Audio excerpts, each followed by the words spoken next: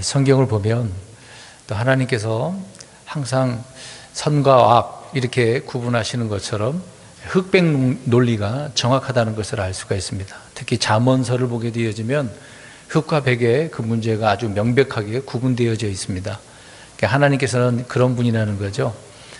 성경을 통해서 우리는 주님이 누구신가를 분명히 알아서 지금 이 악한 세대의 우리도 흑백 논리가 성경 안에서 진리 안에서죠. 분명히 선을 그음으로 말미암아 주께서 원하시는 걸 정확하게 드러내는 우리가 되어야 될 줄 믿습니다. 근데 세상은 이런 것들 좋아하지 않습니다. 그냥 중도, 중용, 그냥 이것도 저것도 그냥 잘 되면 좋으면 좋은 거다라고 주장하는 것이 이 세상이죠. 그러나 우리는 이 세상이 원하는 대로 걷지 않는다는 겁니다. 보는 것으로 걷지 않냐고 믿음으로 걷는 것이기 때문에 하나님의 말씀 따라 우리가 바르게 걷는 자들이 되어야 될 것입니다. 그래서 오늘 시편을 우리가 계속 보고 있습니다만은 1편에 지난 시간에는 복 있는 사람이 누구냐, 그러니까 경건한 사람이죠. 하나님을 따르는 자가 누구냐, 그 사람은 어떠한 사람이었는가 우리가 지난 시간에 살펴보았습니다. 오늘은 4절부터 6절까지인데 하나님을 따르지 않는 자들, 다른 말로는 옛날 표현으로는 불건견한 자들이죠. 경건치 못한 그런 자들의 내용을 우리가 살펴보게 되는 겁니다. 그러니까 시편은 1편부터 보면 이렇게 대조를 해서 우리에게 말씀을 해주고 있는 거죠. 그래서 지난 시간에는 복 있는 자들을 다뤘고 4절부터 6절까지는 따르지 않는 자들을 말씀을 해주고 있다. 근데 여기에서 이제 하나님을 따르지 않는 자들, 좀 번역이 이렇게 되다 보니까 예전의 말로는 익숙하지가 않네요. 경건하다, 경건하지 않다, 그렇게 이야기하다가 하나님을 따르지 않는 자들, 따르는 자들 이렇게 말을 하니까 참 저도 막 혼란스럽네요. 아무튼 하나님을 따르지 않는 자들, 경건치 아니하는 자들, 이런 자들은 이제 죄인들이라고 이야기하고 있는 겁니다. 또 조롱하는 자들, 주님을 조롱한다든지 주를 믿는 자들을 조롱하는 그런 자들을 말하는 거죠. 모두 이렇게 같은 부류의 말로, 이제 단어가 좀 차이가 있어서 이렇게 표현하고 있습니다만은 의미상은 같다, 강조점은 같다, 좀 그렇다 생각하면 될 것 같습니다. 성경이 말하는 경건하지 않는 사람들, 하나님을 따르지 않는 자들은 믿지 않는 자들이다, 그러니까 불신자들이다, 이제 그렇게 생각하면 될 것 같습니다. 로마서 5장 6절에도 보면 후반절을 보니까 하나님의 뜻대로 살지 않은 자들을 위해 죽으셨느니라. 누가요? 우리 예수님이, 그리스도께서 불신자들을 위해서 죽으셨다, 이렇게 이제 표현하고 있다라는 것이죠. 근데 주님을 우리가 그러면 믿기 전에는 어떤 사람이었습니까? 금방 말씀드린 것처럼 우리는 경건한 사람이 아니라 불경건, 하나님을 따르지 않는 그런 사람들이었던 거죠. 성경을 통해 우리는 그래서 경건치 아니하는 자들이 누구인지, 어떤 사람인지 그 예를 우리는 많이 찾아볼 수가 있습니다. 노아 홍수 때에 노아는 의를 선포하게 되지 않았습니까? 네, 그런 노아가 의를 선포했음에도 불구하고 많은 사람들은 조롱했다는 것이죠.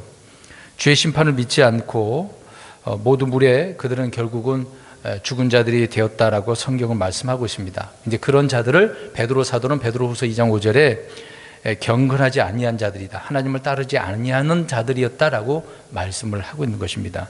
또 베드로후서 2장 6절 그 다음 구절에도 보면 소돔과 고모라 이야기도 베드로 사도는 언급하면서 그들 역시 불로 죽은 자들은 경건하지 않는 자들, 하나님을 따르지 않는 자들이었다라고 말씀을 하고 있는 겁니다.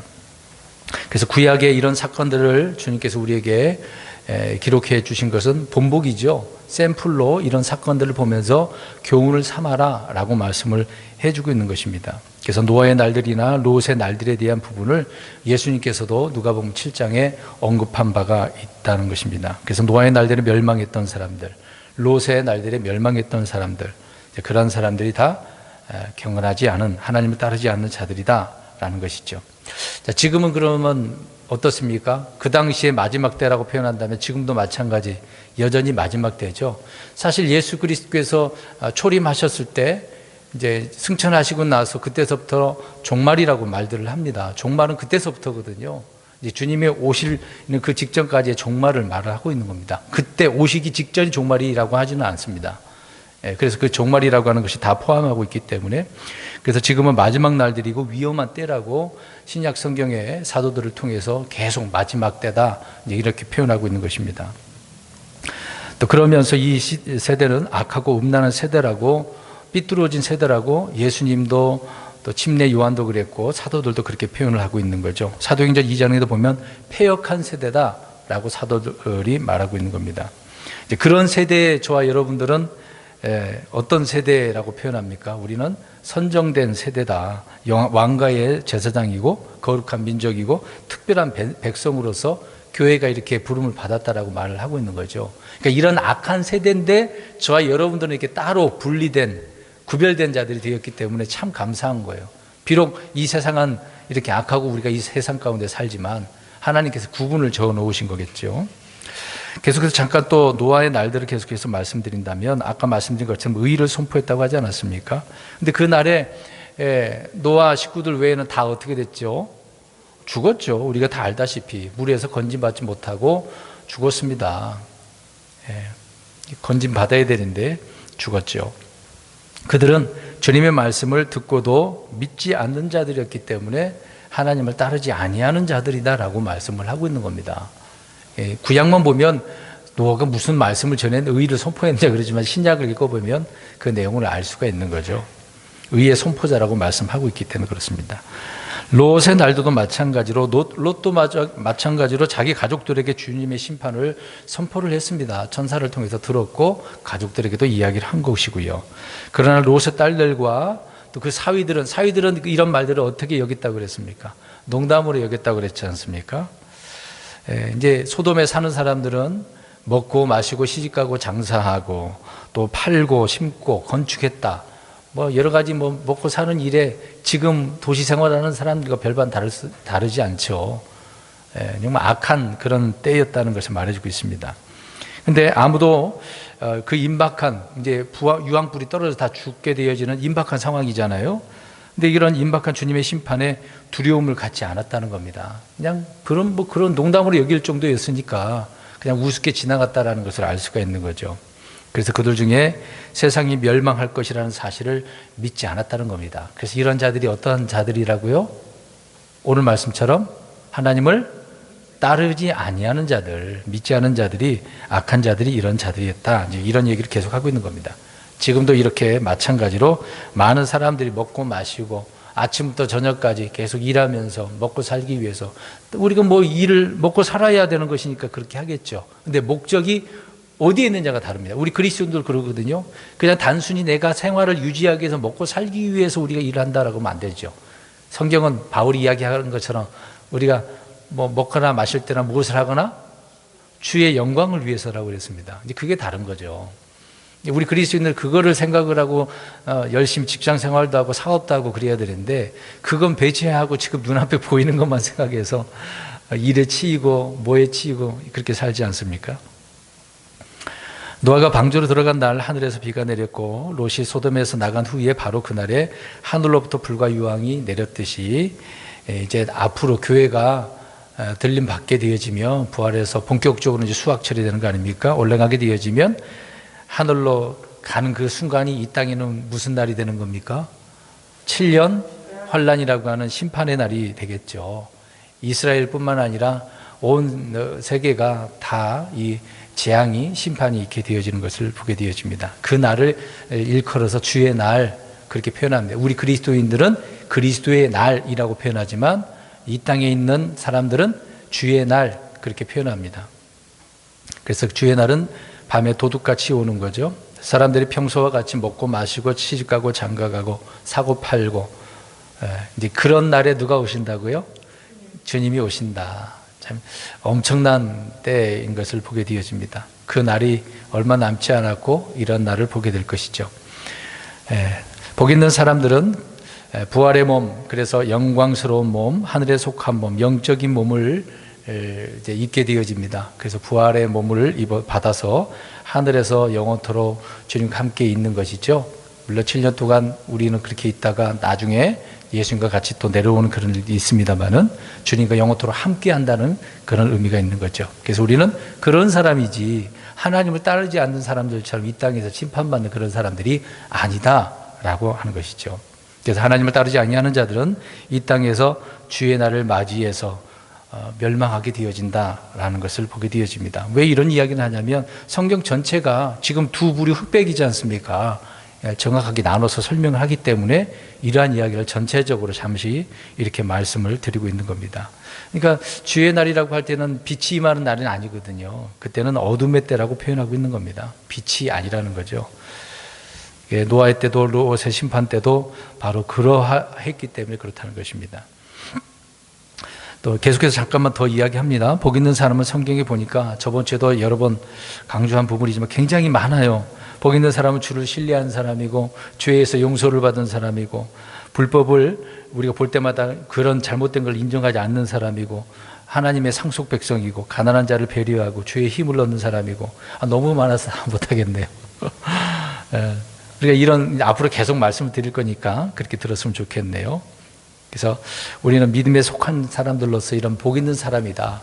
영적인 의미에서 우리는 더 복이 넘치는 사람이죠. 좀 전에 제가 기도했습니다마는 하나님께서 이미 주셨어요. 영적인 복을요. 주셨는데 그걸 누리지 못한 거죠. 그런데 우리는 계속해서 달라고 하는 겁니다. 예전에 설교도 했습니다마는 이미 주셨어요. 우리 그리스도인들에게는 다. 근데 내가 몰라서 또 못 누리고 있는 것이 태반이라는 겁니다. 이제 그것이 차고 넘치는데 우리는 그걸 주체할 수 없는 그런 것들을 아직도 부족하다고 생각을 하거든요. 이제 그런 이유는 대부분 우리가 현실을 생각하는 면이 많이 있기 때문에 그렇습니다. 영적인 것들을 우리가 구분하면 그런 내용들을 이해하게 되어지는 거죠. 반대로 경건치 아니하는 사람들은 심판의 대상이고 멸망할 자들이라고 계속해서 말씀하고 있죠. 유다서 1장 4절과 14절에도 마찬가지로 그렇게 표현합니다. 거기에서는 간단하게 표현한다면 정죄를 받도록 옛적부터 미리 정해진 자들이다. 이거는 저번에 일요일에 제가 설교했지 않습니까? 선택을 안 했기 때문에 그들이 정죄를 받도록 어떻게 됐다? 정해진 거다. 그걸 정해놨다는 거예요. 미리 너는 지옥 갈 자는 그게 아니란 얘기예요. 그들이 선택을 잘못했기 때문에 그거에 따른 심판받게 될 자는 정죄됐다 그 얘기를 하고 있는 거죠. 그리고 하나님의 은혜를 쇠격고리로 바꾼 자들이라고 하고 있고요. 또 유일하신 주 하나님과 주 예수 그리스도를 부인하는 자들이라고 유다서 1장 4절에 이야기합니다. 거기도 마찬가지로 하나님을 따르지 않은 자들에 대한 이야기를 하고 있기 때문에 그러는 거죠. 그래서 오늘 4절, 5절, 6절을 보면서 우리가 좀 살펴보려고 합니다. 4절 보십시오. 4절에 보면 하나님을 따르지 아니하는 자들은, 그러니까 경건치 아니하는 자들은 어떻게 하지 않는다? 그렇지 아니한다. 여기서 그렇지 아니한다는 말은 뭐겠습니까? 위에 누구를 일컬어 얘기하고 있어요? 1절부터 3절에 누구 이야기하고 있어요? 복 있는 사람. 그러니까 복 있는 사람과 같지 않다라고 이야기하는 거 반대잖아요. 경건치 아니한 자들의 즐거움은 죄의 쾌락이고 향락이고 즐거움, 오락에 있는 것이죠. 이렇게 하나님을 따르지 않은 자들은 주야로 악한 것, 헛된 것을 생각합니다. 복 있는 사람은 주야로 밤낮으로 무엇을? 말씀을 묵상하는 거예요. 근데 악한 자들은 그게 아니라 헛된 것을 생각하는 겁니다. 묵상이 아니죠. 이들은 묵상이 아닙니다. 이런 생각에, 헛된 생각에 잠 못 자는 사람이 얼마나 많은데요. 그냥 자기 생각으로나 이렇게 됐으면 좋겠다는 막 소설을 꾸미는 경우가 많거든요. 밤새도록 그것 때문에 스스로가 놀라면서 잠을 못 자는 사람들 많아요. 그런 생각은 우리가 하지 말아야 되겠죠. 그러니까 경건치 않은 사람들은 이런 생각을 한다는 거예요. 그러니까 모든 면에서 복 있는 사람들과 그런 면에서 같지 않다라고 4절에 그렇지 아니하며 라고 말씀을 하고 있는 겁니다. 그러니까 이렇게 또 표현한다면 의로운 사람과 사악한 사람은 같지 않다 그 얘기죠. 또 거룩한 사람하고 속된 육신에 속한 사람하고 같지 않다. 영에 속하는 사람하고 육신에 속한 사람은 같지 않다 이런 표현이 되는 거죠. 그러니까 앞에 처음에 얘기했던 것처럼 성경의 가치관은 이분법이에요. 흑백 논리가 정확하게 나눴다는 겁니다. 이게 좋은 게 아니에요. 사서오경에도 보면 중용이 있거든요. 때로는 군주가 이 중용도 필요하다라고 그렇게 중국에서는 가르쳤던 겁니다. 그것이 우리 한국에도 들어와서 그렇게 항상 중간에서 이제 양쪽을 다 들어보고 올바른 길을 가려고 하는 경우도 있었던 거죠. 그런데 성경은 그렇게 얘기하지 않는다는 겁니다. 의와 불이냐, 법이냐, 불법이냐, 영과 육이냐, 거룩함과 속된 것이냐, 정결한 것과 부정한 것의 그 차이를 분명하게 말씀하고 있고 분별하라라고 이야기하고 있는 겁니다. 그래서 레위기서도 보면 먹을 음식 가운데도 정결한 것이 있고 부족한 것이 있잖아요. 우리는 늘 기억해야 되는 겁니다. 그런데 육신적인 그리스도인들은요, 옳고 그름의 구분이 없어요. 영적인 사람들은 어떻게든 구분하려고 그래요. 그런데 육신적인 사람들은 그렇지 않다는 겁니다. 그냥 좋은 것이 좋은 것이다. 그런 식으로 자기들 나름대로 교리를 만들어 놓고 그 기준으로, 그 기준의 잣대로 사는 거죠. 그러니까 그 잣대가 잘못되니까 그렇게 생각하고 말하고 행동하는 것입니다. 말씀이 기준, 스탠다드 아닙니까? 표준인데도 불구하고 그것이 말씀이 표준이 안 되고 나의 생각, 그러니까 아까 처음에도 얘기했던 것처럼 악한 생각, 엉뚱한 헛된 생각을 그게 가지니까 그것이 기준이라고 생각하는 거죠. 이들은 판단하지 말라고 하면서 성경 구절을 인정하면서도 이제 나름대로 그렇게 판단을 하죠. 판단 안 하려고도 그런 부분도 있습니다. 그래서 많은 교회들이 세상이 원하는 그런 법을 더 좋아하고 하나님 법보다, 그래서 세상을 따르는 경우가 많습니다. 세상에서 이렇게 해놨으니까 이렇게 따라야 된다. 하나님의 말씀에 위배되는데도 불구하고 이제 지혜롭게 판단해야 될 부분도 있습니다만은 그렇지 않은 경우가 있는 거죠. 지금은 동성애가 좋은 겁니까? 나쁜 겁니까? 나쁜 거, 이거 가정한 거라고, 죄라고, 사악한 죄인들이라고 이야기하고 있는 거거든요. 근데 그걸 죄인들이 아니라고 얘기한다니까요. 제가 언젠가 아이들 설교하면서 잠깐 그 부분을 검색도 해봤습니다. 사람들이 어떻게 생각하는가. 근데 교회에서 어떤 목사인지 전도사인지 누가 글을 써놨는데 성경에는 이 죄가 아니라고, 그런 말이 없다고 하더라고요. 근데 성경 분명히 죄인들이라고 나오거든요. 소돔에 있는 사람들이 극심한 죄인들이라고 나와 있습니다. 그러니까 얼마나 성경에 무지하면 그런 말을 써놓고 자기들 주장을 언급하겠습니까? 그래서 차별금지법을 뭐 어쩌고 저쩌고 다 자기 나름대로 판단을 한 거거든요. 엉뚱한 사람들이 너무도 많습니다. 이런 사람들 조심해야 돼요. 예. 하나님을 따르지 않은 자들은 그렇지 아니하며 라고 하는 것처럼, 복 있는 자들처럼 주의 법 안에서 즐거워하고 그 법 안에 주여는 묵상하지 않고 물가에 심겨진 나무가 아니다라고 이야기를 하고 있는 겁니다. 근데 우리 하나님은 우리에게 경건에 이르는 연습을 그래서 해야 되는 거죠. 훈련, 그래 경건의 훈련이 필요하다는 겁니다. 때로는 어떤 분이 그러더라고요.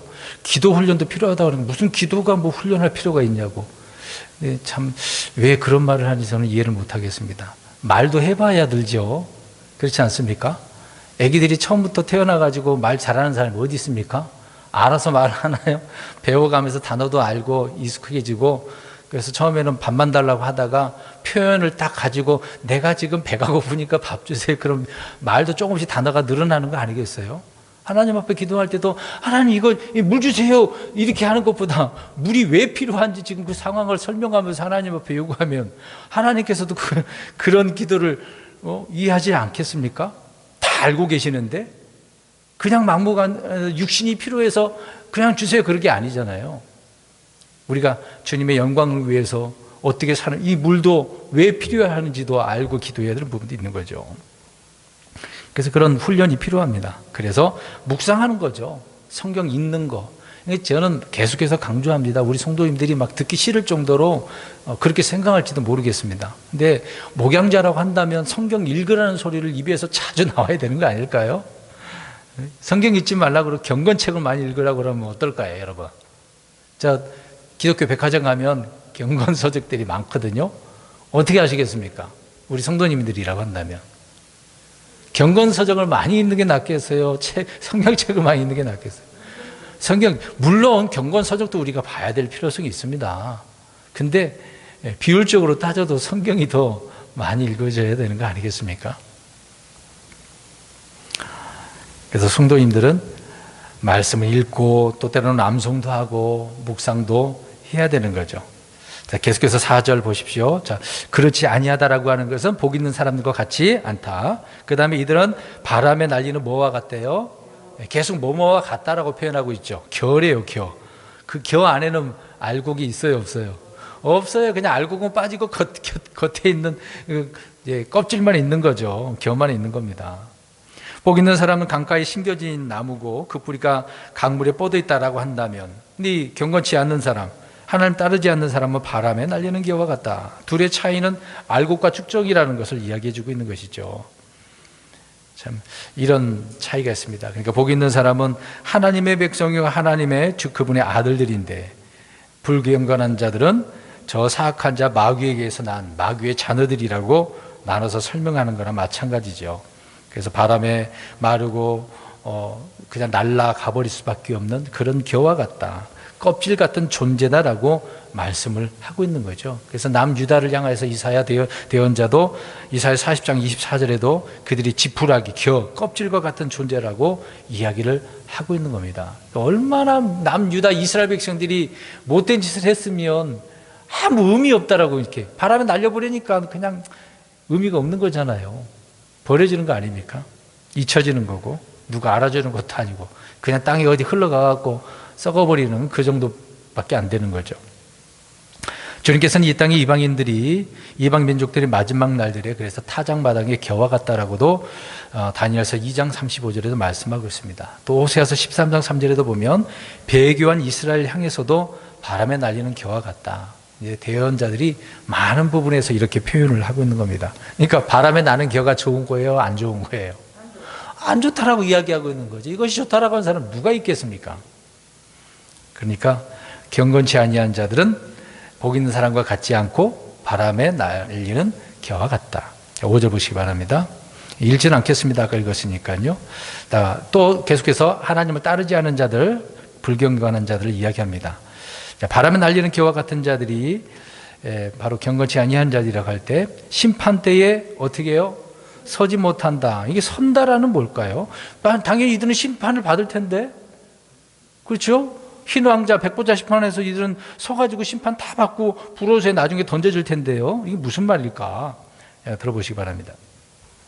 파라오의 마술사들은 모세를 대적하죠. 그들도 마술을 부려보려고 나오지 않습니까? 근데 모세 앞에 서지 못했다라고 이야기를 하고 있습니다. 이 말은 뭘까요? 그들 서서 자기들도 마술을 했는데 왜 서지 못했다라고 표현합니까? 이 말은 능히 상대에서 이기지 못한다, 그 말이에요.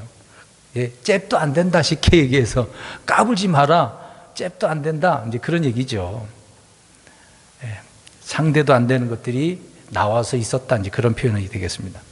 또 여호수아에게도 말씀하고 있습니다. 이제 1장 8절에 5절부터 쭉 이야기하고 있는 부분이지만 주께서 여호수아에게 내 평생 동안 능히 아무도 내 앞에 서지 못한다. 이 말이 뭐겠습니까?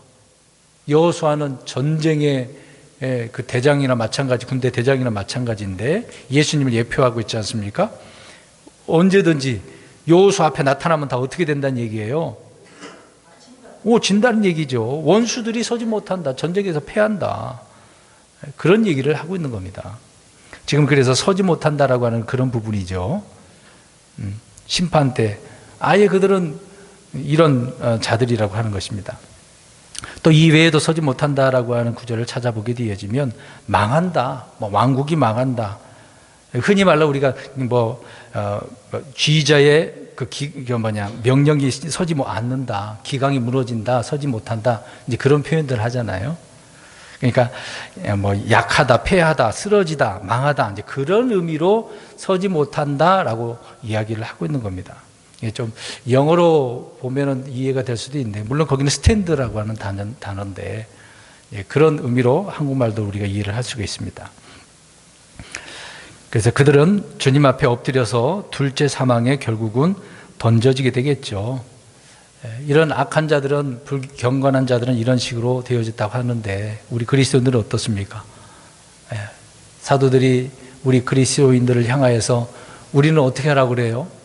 이들은 서지 못한다고 하는데 우리는 어떻게 해야 되겠습니까? 그러면 서라. 그 말 그대로 표현하는 겁니다. 굳게 서라고 표현합니다. 고린도전서 15장 58절하고 16장 13절에 굳게 서라, 굳게 서라라고 이야기합니다. 그러니까 우리는 어떤 사람이니까 굳게 설 수가 있는 거죠? 앞에서 1절부터 3절에 말하는 것처럼 복 있는 사람이니까. 그 사람은 어떻게 살아가요? 주님의 말씀을 밤낮으로 묵상하는 사람들이니까, 강가에 심은 나무니까, 제철에 열매를 맺으니까, 형통한 자들이니까. 그래서 굳게 서라, 굳게 서라 이렇게 표현하고 있는 겁니다. 다양하게 갈라디아서 5장 2절이나 빌립보서 4장 1절에 보면 자유 안에서 굳게 서야 되고 믿음 안에서 굳게 서야 되고 주 안에서 굳게 서야 되고 이런 식으로 많이 표현하고 있는 겁니다. 여러 좋은 의미로서 우리가 굳게 서야 된다고 말씀하고 있는 거죠. 다시 5절로 가서 보시기 바랍니다. 이들은 또 바람에 날리는 겨이고 심판 때 서지 못하고 그 다음에 죄인들이 의로운 자들의 회중에 들지 못한다라고 말씀을 하고 있습니다. 근데 여기에서 회중을 말할 때는 구약 성도들을 말하고 있습니다. 구약 성도들의 모임을 회중이라고 표현합니다. 근데 사도행전을 보면 구약의 이집트에서 나온 그 백성들을 교회, 광야교회라고 표현하거든요. 근데 그것이 예수님이 말하는 내가 교회를 세우리라 하고 교회를 세우리라 할 때 미래형이 아닙니까? 근데 스데반이 얘기할 때는 그 부분은 광야교회는 그냥 회중을 일컬어서 말씀을 하고 있는 거예요. 그냥 모임, 회중 그렇게 생각하면 될 것 같습니다. 그러니까 5절에 있는 여기에서 나오는 회중들은 누구를 이야기한다고요? 구약에 나오는 성도들의 모임을 말한다. 그러니까 이집트에 나온 민족을 성경은 주의 회중, 이스라엘 회중 이렇게 표현하거든요. 그러니까 단어도 우리가 알아야 돼요. 우리 그리스도인들에게서는 주의 회중이라고 하지 않아요. 우리는요. 그냥 교회라고 합니다. 같은 단어, 영어 철치거든요. 똑같은 철치인데 구약은 회중이라고 했는데 신약은 뭐라고 변형했다고요? 교회. 교회라고 했습니다. 그러니까 시편 22편을 보면 시편 22편 22절과요. 히브리서 2장 12절을 보면 히브리서가 시편 20편 22절을 인용했습니다. 근데 시편 22편 22절은 회중이라고 해놨는데 히브리서 2장 12절은 교회로 번역을 해놨어요. 왜 그랬을까요? 번역을 왜 이렇게 해놨을까요? 이 회중의 의미를 지금 설명을 하려고 합니다. 지금 하나님을 따르지 않은 자들이 의로운 자들의 회중에 들지 않는다고 하니까 이 회중을 지금 이야기하려고 하는 거예요.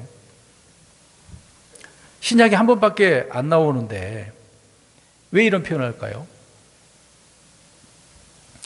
교회란 말은 구약에서 한 번도 안 나옵니다. 왜 같은 단어를 구약에서 회중, 신약에서는 교회라고 할까요? 이 부분을 설명할 때 흔히 누구는 그냥 빚고 와서 킹제임스 성경 킹제임스 왕이 그렇게 하라 그랬다고, 그건 사실이라고 합니다. 그것도. 근데 주된 목적은 그게 아니라 더 중요한 것이 있어요. 구약의 회중과 신약의 회중, 신약의 교회가 같은 뜻이어서 그런 게 아니라 물론 같은 의미이긴 하지만은 전혀 다르다는 거예요. 왜 그러냐? 이스라엘 백성들 그 회중은 육체적인 그런 출생으로 아브라함의 후손들이잖아요. 그렇죠? 이스라엘의 회중은 육체적 출생을 통해서 할례를 받고 주의 회중이 되는 거예요. 주의 회중이. 근데 신약의 그리스도인들은요, 우리는 어떤 출생을 합니까? 영적 출생을 하는 거죠. 그게 출생이 다르다는 얘기예요. 자, 이해됐습니까? 회중과 교회를 이야기할 때는 출생이 다르다. 그런 의미입니다. 그래서 우리는 믿음으로 교회가 되어지는 거죠. 유대인들은 출생이 그렇게 나오니 태어나서. 근데 유대인들의 회중에 들으려면 이방인들은 어떻게 해야 됩니까? 회심해야 되겠죠. 믿겠다고 고백을 해야 되겠죠. 그럼 유대인이 되는 겁니다. 그래서 이런 부분을 우리가 좀 구별할 필요가 있는 겁니다. 다시 5절로 가서, 그래서 율법에 따르면 주의 회중에 들어오지 못한 이들이 이렇게 나와 있어요. 이 주의 회중에 들지 못하는 말을 그리스도인이라고 하면 안 되겠죠. 주의 회중이라고 표현 안 한다는 얘기입니다. 우리 교회를요. 계속해서 한 번 더 기억하라고 말씀을 더 드리고 있는 겁니다. 구약에서는 크리스천이라는 말 자체가 없고 존재 자체가 없기 때문에 그렇습니다.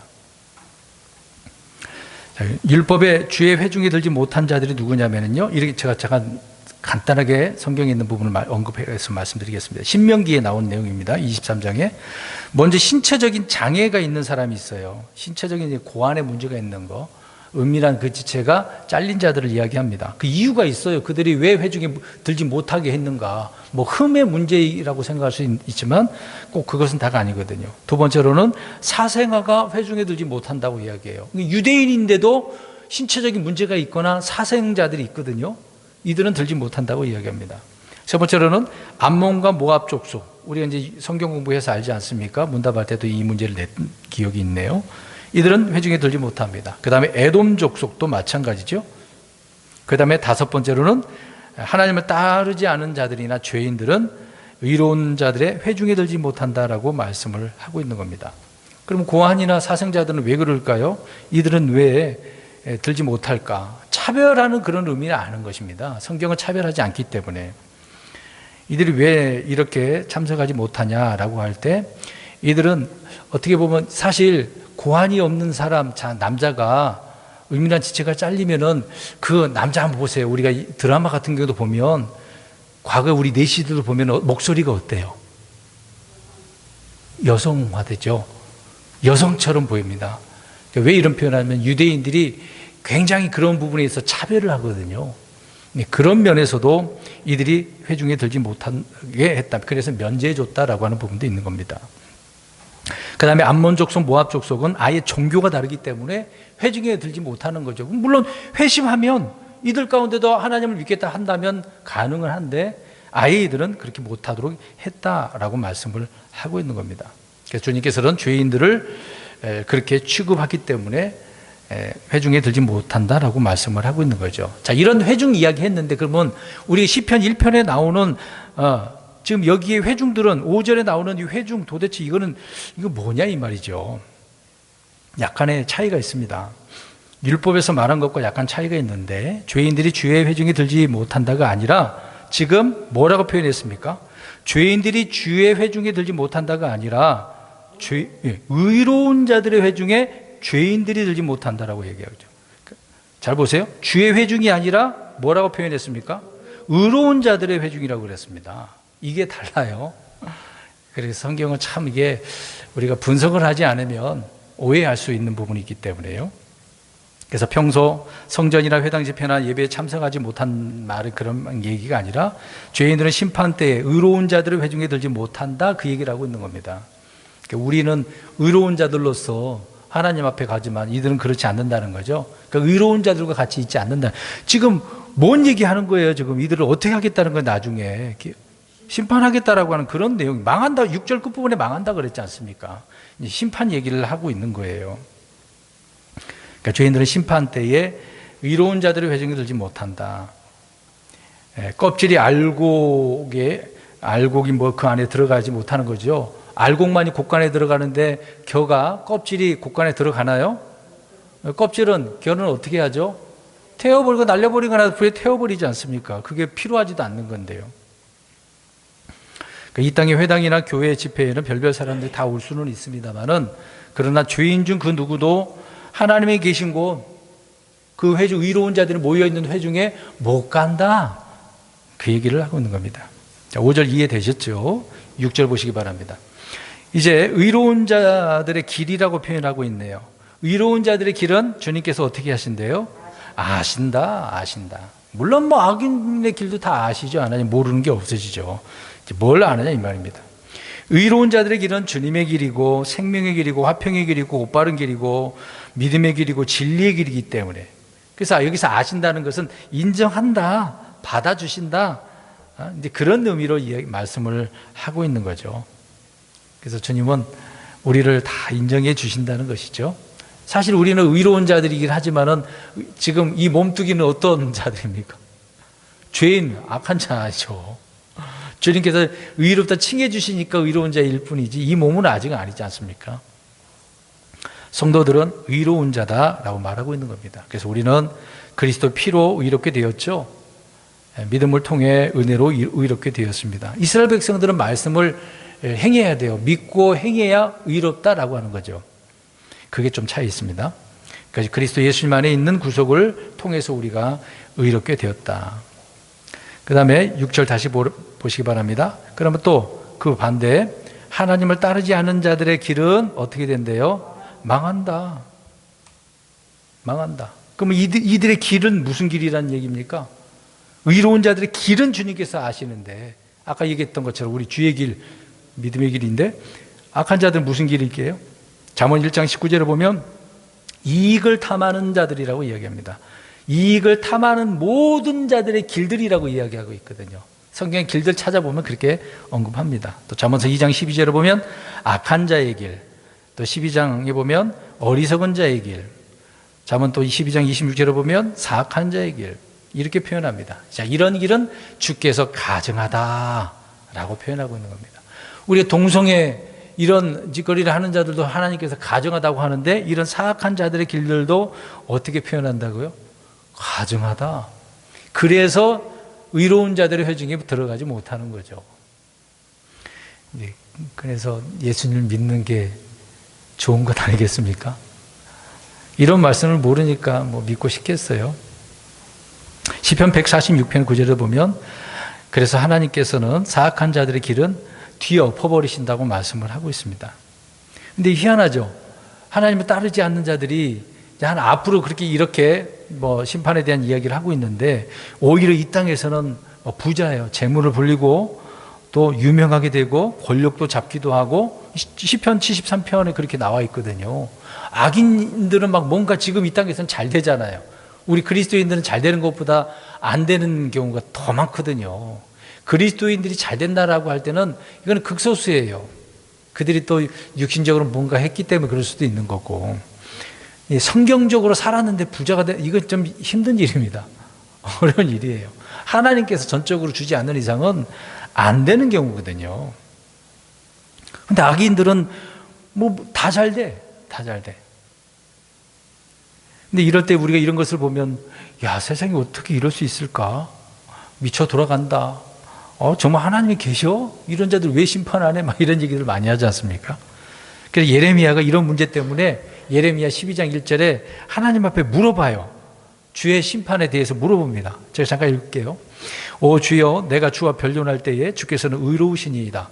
그럼에도 내가 주의 판단들의 공의에 대해 주께 말씀드리려 하나이다. 어찌하여 사악한 자들의 길이 순탄하니이까? 어찌하여 크게 배신하는 자들이 다 행복하니이까? 배신한데 사악한 자들의 길은 막 순탄하고 잘 돼? 물어봤어. 근데 하나님은 그들을 어떻게 하려고 그렇게 하도록 내버려 두시겠어요? 심판하시겠죠. 특히 남유다 그렇게 살고 있었지 않습니까? 가난하고 아버지 없는 고아들은 부모 없는 자들 얼마나 많았어요. 그들은 막 더 헐벗고 힘들고 괴로운데 있는 자는 더 잘 살아. 빈익빈 부익부잖아요. 그 당시 현실이 그랬거든요. 근데 지금도 이런 현상 아니겠습니까? 때로는 우리 그리스도인들도 이제 힘들 때 이런 질문들을 하나님 앞에 할 수도 있을 것입니다. 근데 그러지 마시고 오늘 6절 끝을 보면 돼요. 하나님이 어떻게 하신다? 이들의 길은 망한다. 종말은 그 종말 끝을 봐야 되는 거예요. 그걸 보라는 얘기예요. 이것을 보고 이런 말씀들을 보고 우리가 소망을 갖는 거죠. 이런 말씀이 없으면 우리 정말 그리스도인들은 비참한 겁니다. 바울이 그랬잖아요. 우리가 이 부활이 없다 한다면 우리들이야말로 정말 이거 어리석다. 비참하다. 미저러블. 그렇게 표현하고 있는 거죠.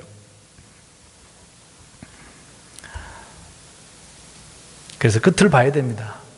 지금을 우리가 생각하지 말고 끝을 보자는 얘기죠. 이 땅에서 아무런 심판이 없다고 한들 끝은 아니라는 거죠. 아직 있어요. 끝이 있어요. 전의 심판은 그가 죽은 후에 여전히 유효합니다. 히브리서에 한 번 죽는 것은 정해진 그 뒤에 뭐가 있다? 심판이 있다. 이건 정해진 거예요. 정해진 거.